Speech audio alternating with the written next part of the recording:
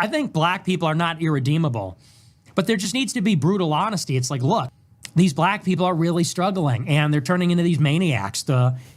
It seems like they don't do anything right. They're obnoxious, they're rude, they're inconsiderate, aggressive, cruel. And, look, nobody hates black people for being black. If there are people like that, I think that's exceedingly rare. And I don't consider myself one of them.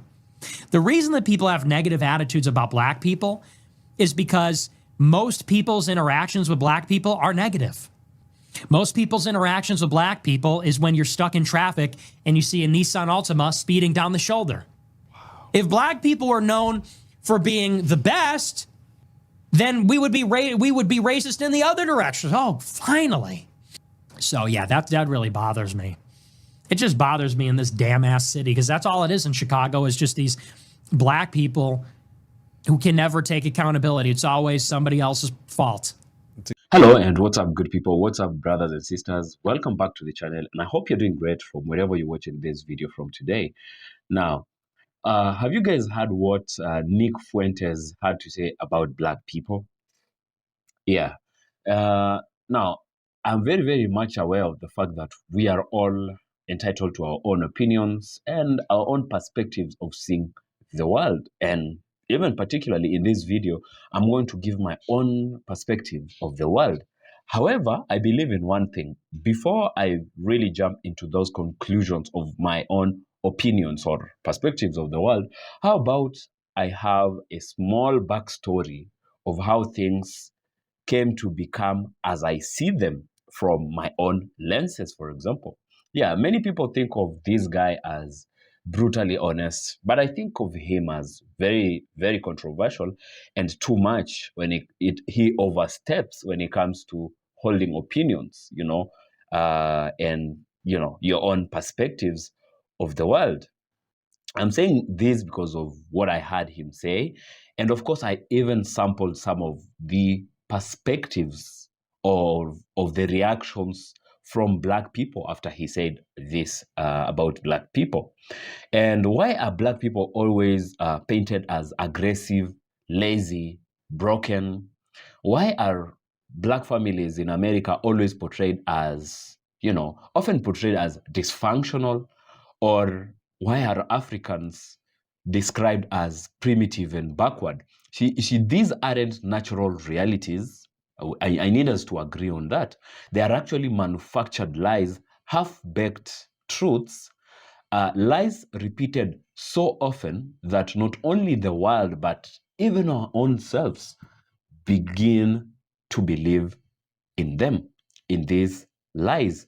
Now, I want us to watch this entire clip of Nick Fuentes and some of what black people's reactions were towards the same, and we'll be back with a very, very good analysis. And stay tuned until what I have to say at the tail end of these clips. I think black people are not irredeemable, but there just needs to be brutal honesty. It's like, look, these black people are really struggling and they're turning into these maniacs. It seems like they don't do anything right. They're obnoxious, they're rude, they're inconsiderate, aggressive, cruel. And, look, nobody hates black people for being black. If there are people like that, I think that's exceedingly rare. And I don't consider myself one of them. The reason that people have negative attitudes about black people is because most people's interactions with black people are negative. Most people's interactions with black people is when you're stuck in traffic and you see a Nissan Altima speeding down the shoulder. And you say, what the fuck? You're not supposed to do that. If everybody did that, it would just be another lane. And, not everybody can do that.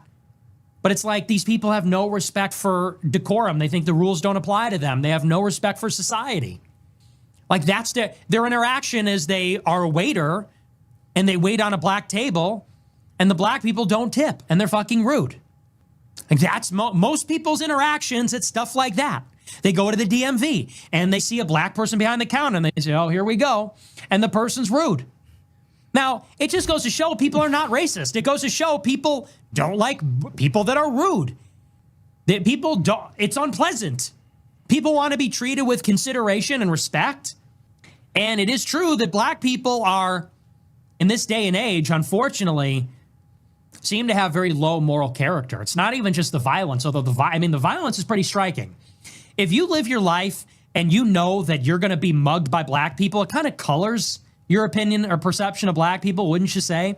If 99% of the carjackings and stabbings and shootings that you see in Chicago are by black people, when you're walking down the street late at night, guess what you're looking for? Black people. And you equate that with danger.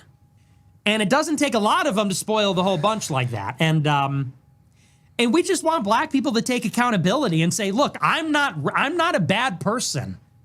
I'm not a bad person. It just seems that every time I encounter you people, for the most part, it's negative. And sometimes extremely negative, like I could get a gun in my face. You know? That's a problem. And people go, well, you are just loaded up with hatred and racism. It's like, I'm really not. I'm a really friendly person.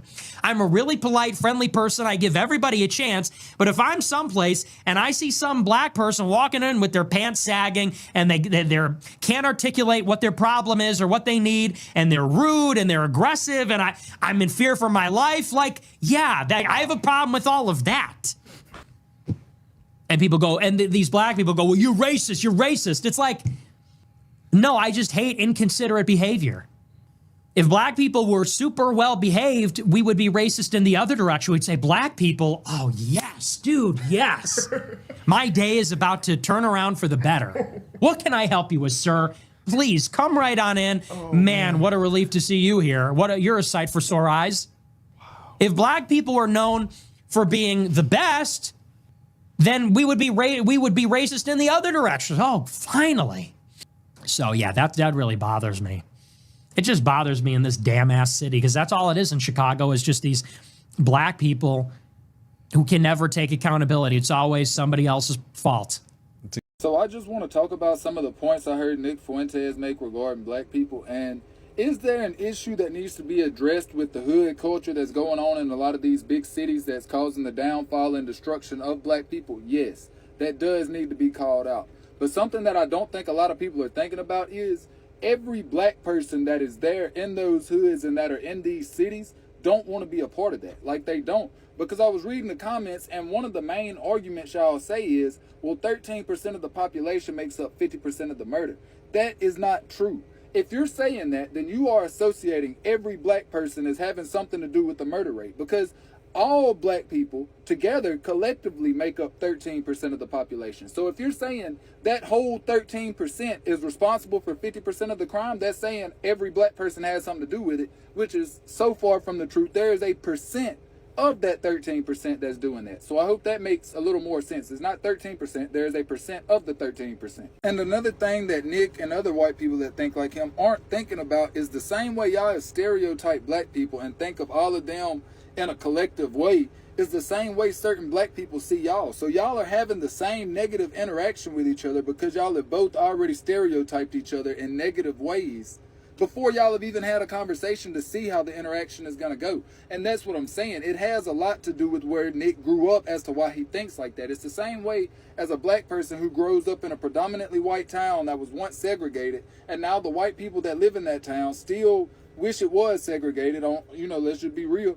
And so they treat black people a certain way, they give them certain looks and stuff like that. If that black person never gets outside of his town or that city to see that there's white people who actually don't treat him like that, that treat him like a human being and actually do care about him and respect him as a black man, then his mindset will be that all white people are racist, which is the same way with Nick. He has never gotten outside of Chicago or in areas where black people are there and inhabit these areas where none of that goes on. He is only looking at what's going on inside of these major cities, and he is categorizing all black people, which I don't think is fair, because like I said, it is a percentage of the 13%. And all it is I personally think it's rap culture. I'm not gonna lie, I listen to rap music, but I can also acknowledge what's wrong with the black community in that area, and it has a lot to do with that, because they took the rapper and they put him up on a pedestal, gave him power, money, and wealth. And so now all these people who are in poverty in these cities and in these hoods are looking up to the rapper, and they all want the same thing. So everybody's trying to get to the money. They want the power, the money, and the wealth. And when money and riches become your idol and your God, your morals and virtues go out the window and everybody just starts fighting each other trying to get to these things to get out of their poverty and stuff, and that's what's going on. But that's what I'm saying. It's so much deeper than what people just want to make it seem as if it's just black and white. It's not just black and white or black. There's so much more that goes into it, and you have to be a certain maturity and have a certain intelligence to understand that. If to just get on here and just make dumb statement, oh, they're just like that, that's just how they are, without understanding anything that goes into it, I don't. It's a lot of people upset about what Nick Fuentes said about black people. I see no issues with anything he said. Let's keep it 1,000, black folks.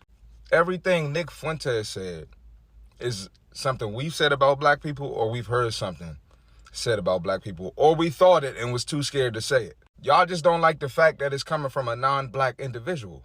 But it's 2025. We got to keep it real with each other. Like, for some reason in the black community, if you point out something negative or point out something wrong, they try to act like you hate black folks. Nah, I'm going to argue that the person who's calling out the bad behavior on black folks probably cares about black folks more than y'all that's accepting it. And you can't see all this bad behavior and think that other races don't see it. And other races aren't going to comment on it. You bringing up Jim Crow and slavery and threatening to call people a racist, that shit don't work no more. You calling people Uncle Tom, coon, bootlicker, you hate your mama, you hate black women, that shit ain't gonna work no more, man.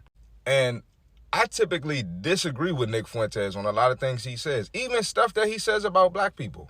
He actually made a post talking about men who go to the gym are going there for a Diddy party. And I 100% disagree. But he was right this time. That's another thing too, black people. You don't have to like somebody to understand that they telling the truth. I don't like Nick Fuentes, so I'm not going to automatically write off his opinion because I don't like him. Someone can still be right even though you don't like their ass. Watching Nick Fuentes as of lately give certain black conservative creators their wake-up call has been a joy to watch, bro. It's been a joy to watch, man. All right, because these certain creators, for the most part, have done their best to ingratiate themselves into white society, to placate to white society. And Nick Fuentes is letting them know, no matter how much you bootleg, no matter how much you sell out your own people, man, you will never, ever, ever, ever, ever be welcome around the gropers or around certain conservatives like himself. You are a diversity hire. You are a DEI hire. You pander. You know, and she thinks she's some kind of boss.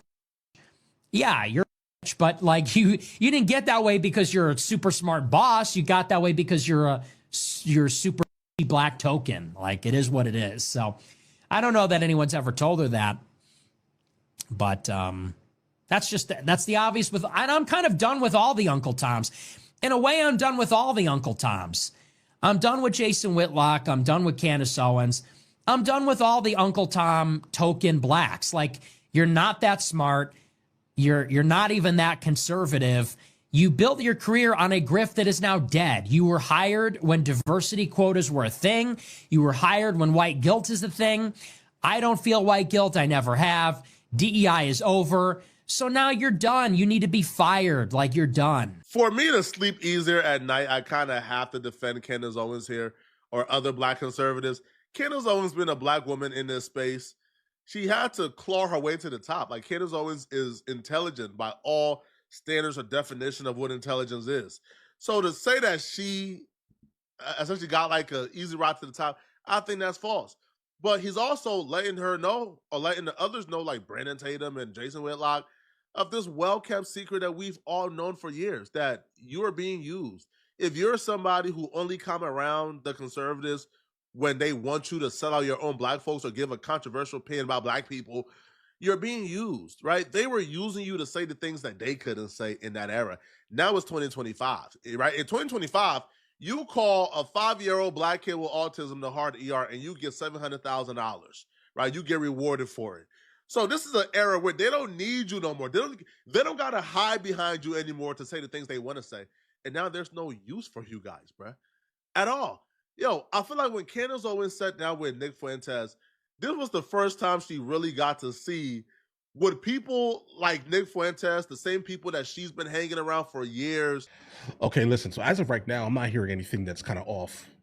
off color, let's say. Like every single thing that he just said here, I can imagine my mother or my father specifically sitting in a room, right, and having a conversation kind of about these things pretty much in the open here.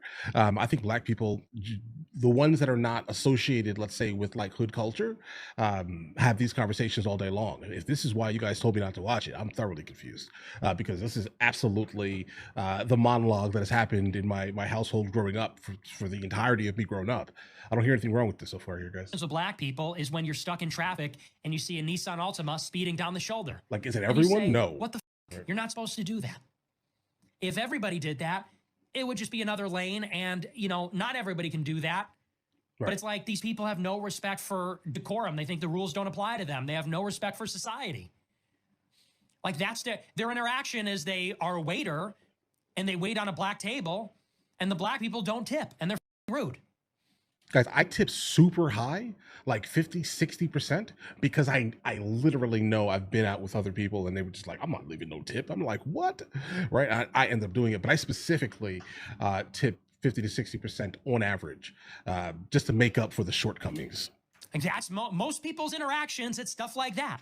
They go to the DMV and they see a black person behind the counter and they say, oh, here we go. The reason that we talk about this, by the way, I know a lot of black people see this and they go, man, why are you always talking about black people, this and that?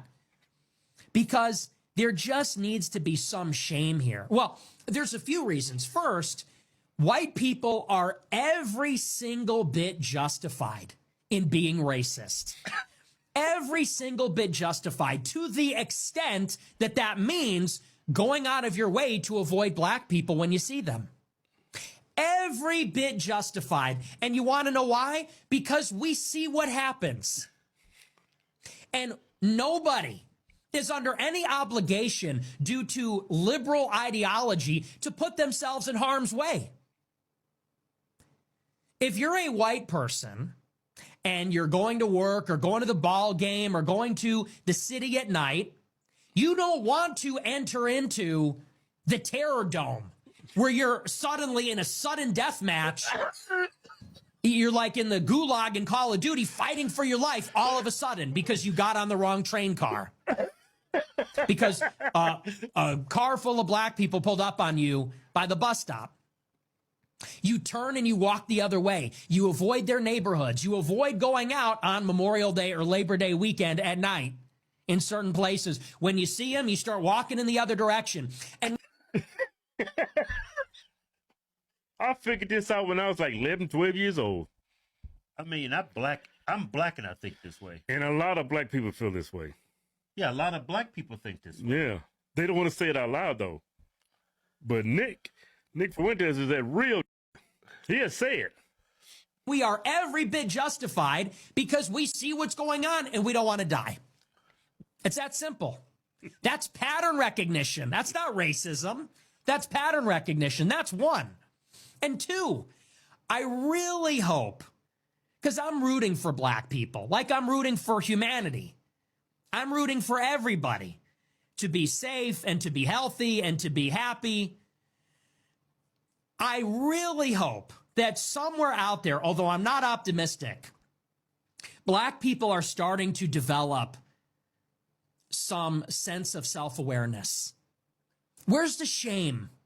Aren't you people ashamed? When I see these clips of the graduation ceremonies where they're twerking on stage and dancing, when I see these videos of the black cheerleaders on the basketball court brawling it out, when I see the Carmelo Anthony, and not only that, but then they raise $500,000 for him and then they get a public defender.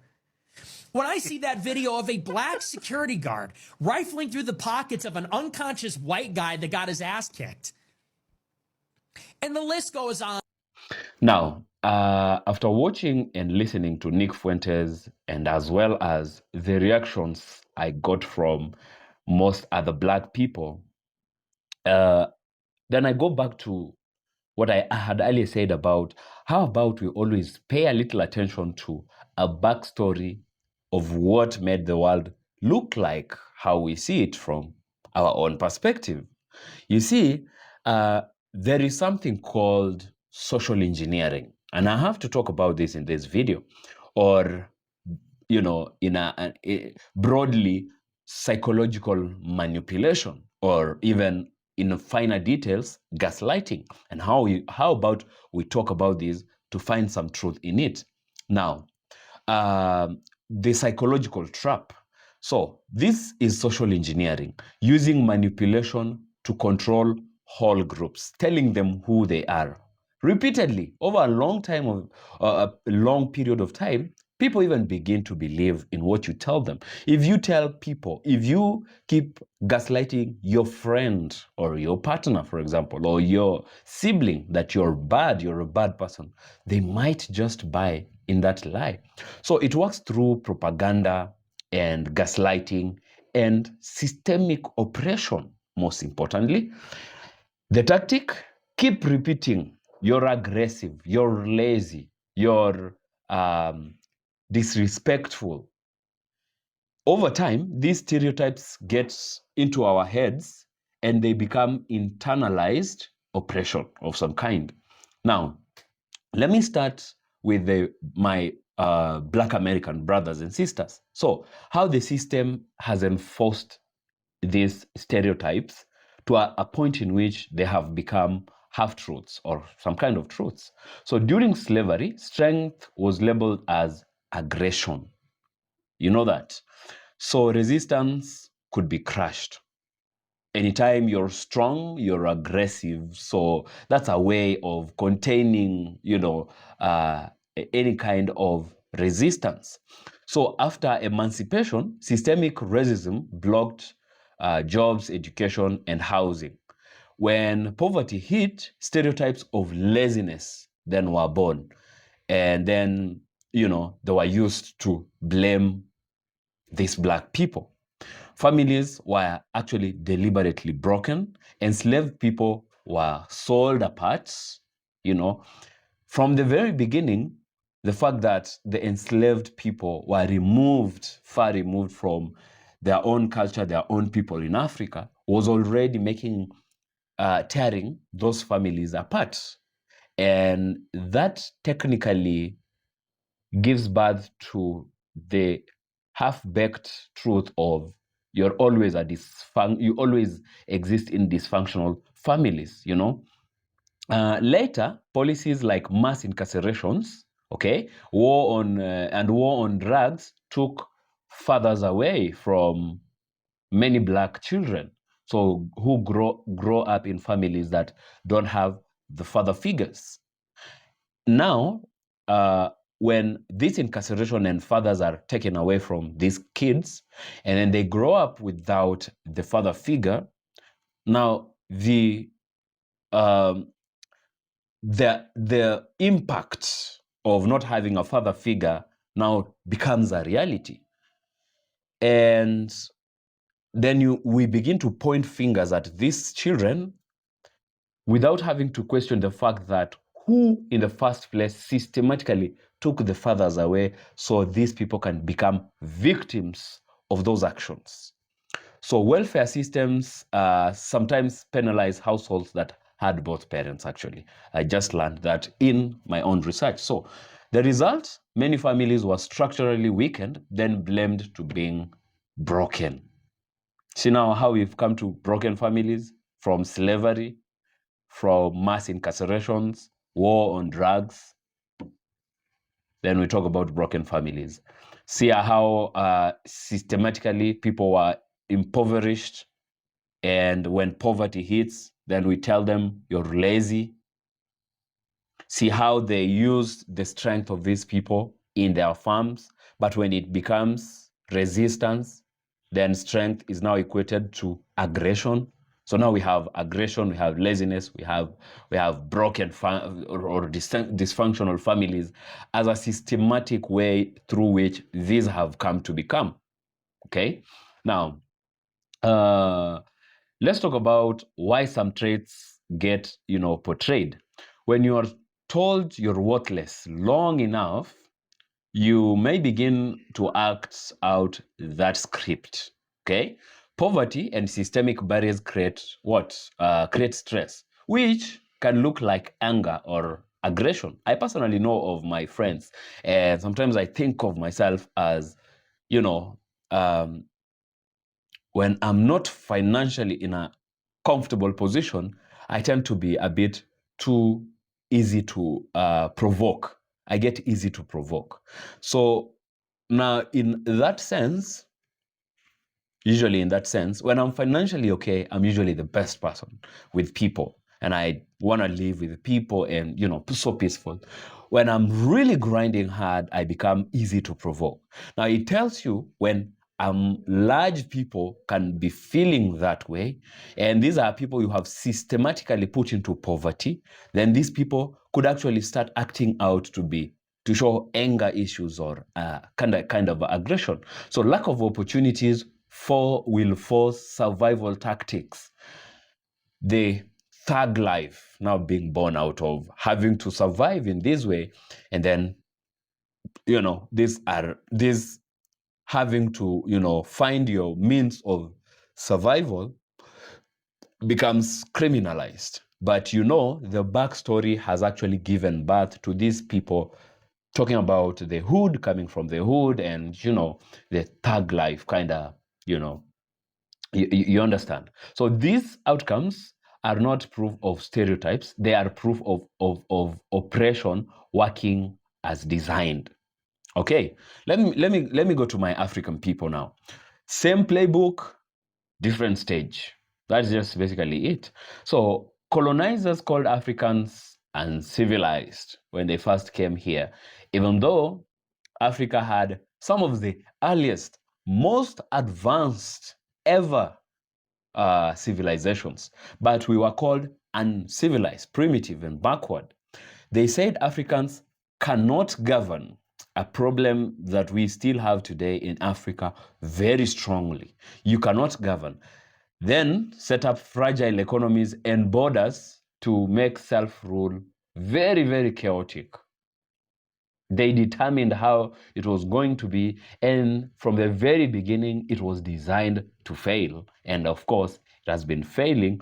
And those people that challenged that particular narrative over how the borders were even drawn in the first place, see what the West has actually done to them. See what's happening to our beloved Captain Ibrahim Traore. Now, today, corruption, conflict, and dependency are highlighted as proof of African inferiority. They're always begging, they depend on the West. They're always in corruption and conflict zones. Now, do you realize that the conflicts in Africa are manufactured conflicts from the West for reasons well known to them? So they can extract, they can weaken the systems of the people, so they can, of course, exploit Africa. Everybody now knows that very, very well. They manufacture the crisis, the conflict, they sell the weapons to both warring sides, and in the process, they go down to the ground to extract and exploit African resources and the African people, when in reality, they are actually byproducts of centuries of exploitation. That's what we're talking about. So basically, in conclusion, what we are talking about, empowerment, So yes, some of us began to believe the lies and act the script. Some even started living them.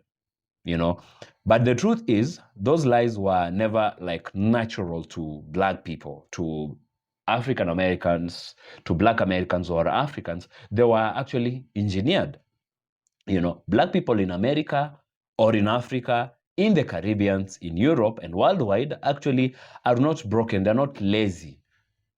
This world has been built by the strength and what they want to term as the aggression of Black people. By nature, we are actually brilliant and extremely resilient, because they have even attempted to wipe Black people out of the face of the earth, but they couldn't because of our resilience and power. The system was built to make us doubt ourselves, but now we see it clearly, and once you see the trick, you cannot unsee it anymore. Yeah, so I want to get what you think about what Nick Fuentes particularly had to say about Black people in that video that we've watched, and I want also to get your views, particularly on this that I'm calling social engineering, or psychological manipulation of people, of telling people a certain narrative until they begin to believe, and even setting them up for failure and then accusing them of failing, kind of like a teacher who teaches you the wrong things. And when the paper comes and you write what you were taught, and then he fails you because you failed by writing the wrong things, and then he points the finger and telling you, why did you write what he told you to actually write in the paper? Yeah, so we've come to the end of this particular video. I would really love to, get what you think about it in the comment section below. If you have loved this video, please give it a thumbs up, share it with your friends and your family. And if you're new to the channel, as usual, we'll say welcome and thank you for sticking along to this time. Please hit the subscribe button to be part of us. So until next time, I'll see you in the next video. Peace out.